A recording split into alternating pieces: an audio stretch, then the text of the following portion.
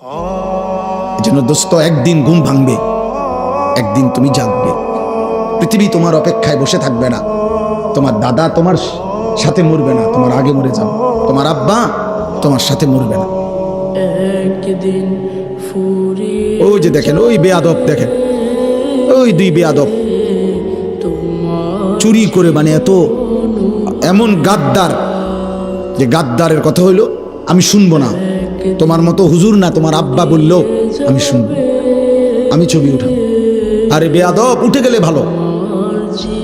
এত রাত হয়েছে, ঘুমায় যাও বাবা, অথবা গিয়ে বাইরে অন্য ছবি দেখো।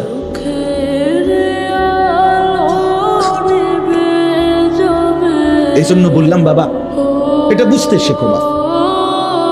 আগামীর হায়াত অনিরাপদ হয়ে যাবে।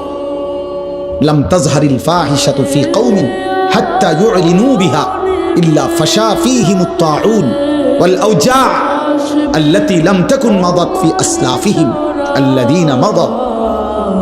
নবী সাল্লাল্লাহু আলাইহি ওয়াসাল্লাম বলেন, কোন সম্প্রদায়ের মধ্যে যদি জিনা, ব্যভিচার, নারী পুরুষ ছেলে মেয়ের অবাধ মেলামেশা বেড়ে যায়, খোদার কসম নবী বলছেন, এটা যদি একদম খোলামেলা হয়ে যায়, ব্যাপক হয়ে যায়, আল্লাহর নবী বলেন নিশ্চিত সেই সমাজে মহামারী আসবে, তাউন, এবং এমন রোগ ব্যাধি আসবে যা তোমাদের পূর্ববর্তীদের মধ্যে ছিল না।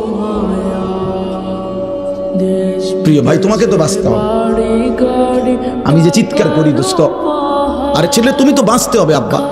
তুমি যদি এমন হইতো যে বিপদে পড়বো আমার পাপের কারণে, আমার দাদা, কারণ আমি তো মরে যাবো আগে, দাদা মরিব পরে, না রে আব্বা, তুমি পড়বা বিপদ।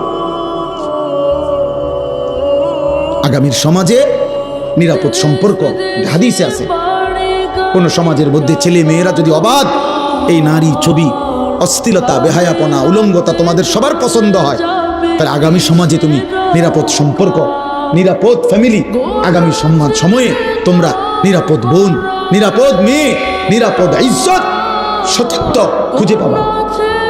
আল্লাহর কসম করে বল, কসম খোদার, এটা মনীষীদের কথা।